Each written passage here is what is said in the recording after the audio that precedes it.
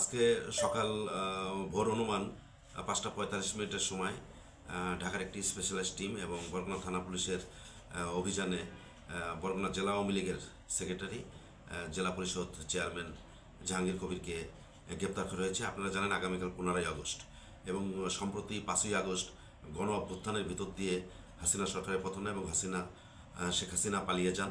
সেখান থেকে বিভিন্ন ধরনের সে রাষ্ট্রকে অস্থিতিশীল করার জন্য তার অনুগত বিশ্বস্ত আওয়ামী নেতাকর্মীদের দিয়ে রাষ্ট্রীয় অস্থিতিশীলতা তৈরি করতে চায়।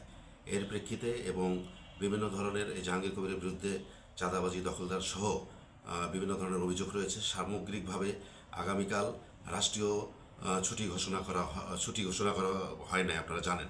সেক্ষেত্রে আমাদের রাষ্ট্রীয় নিরাপত্তার স্বার্থে আপনার জাহাঙ্গীর কবিরকে গ্রেপ্তার করা হয়েছে। বিভিন্ন ধরনের গ্রেপ্তারের পরবর্তীতে বিভিন্ন ধরনের অভিযোগ আসছে, সেগুলো খতিয়ে দেখে আমরা বিভিন্ন অভিযোগ সাপেক্ষে আমরা আইনানুগ ব্যবস্থা গ্রহণ করব। এখানে তাকে গ্রেপ্তার করার পরে বিভিন্ন ধরনের থানা লেখা থেকে বিভিন্ন ধরনের অভিযোগ আসছে, অভিযোগ সাপেক্ষে আমরা ব্যবস্থা নেব এবং পরবর্তীতে ঢাকারও থেকেও ব্যবস্থা হবে অন্যান্য অভিযোগ সাপেক্ষে।